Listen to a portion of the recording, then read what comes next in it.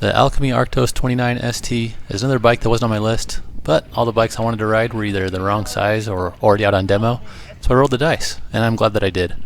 The guy at the Alchemy booth set me up with an extra large in the XO1 build, and at just over 6 feet tall, this bike fit me great. I like that it has a high stack. It means I was able to ride more upright and move around a little bit more. Maybe I just need to be more flexible, but doing yoga hasn't really changed my preference for a high stack. High stack also means that the shortish reach also felt okay. The main issue I had with the fit is just the seat tube length. I could still personally get a 170mm dropper in there, but the new 1UP 210mm dropper that I've been eyeballing would be a no-go.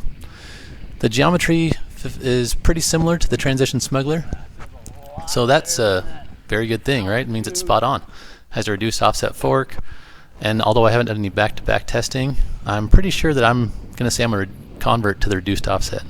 The chainstay length was a good length to help keep the bike balanced, and the bottom bracket drop was perfect to make you feel like you're inside the bike, but without making it hard to pick up the bike or hit the pedals. So there's nothing really revolutionary about the Geo. It's balanced, and I loved riding it. It felt natural and intuitive with no learning curve for me. I had a lot of fun. It was poppy, playful, but never hinted at being close to the end of its capabilities. The frame felt very stiff and solid while still looking beautiful. The paint was really nice blue with olive accents. Personally, I really like the vanilla brown color scheme of the regular Arktos. Apparently you can purchase the linkages to reduce the travel on the regular Arktos to make it an ST, so you could have that super sweet color scheme in the ST if you were so inclined. More than the colors, the thing that sets this bike apart is the Sine Suspension. It transitions from regressive to progressive and then back to regressive again. So while most suspension curves ramp up at the end of the stroke to prevent bottom out, this does the opposite. I'll link to Alchemy's website in the description if you enjoy geeking out and learning more. Since an air shock sort of naturally increases in spring rate as it goes throughout its travel, it's already somewhat resistant to bottom out, but I don't think a coil shock would work with this configuration, although that would warrant some investigation. It felt really good, at least going downhill.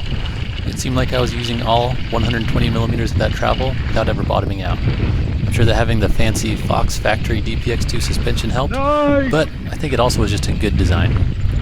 I did notice that there was some bob pedaling out of the saddle, but again I was only on this bike for one run down the mountain, and I need another ride to see how it pedals in real life.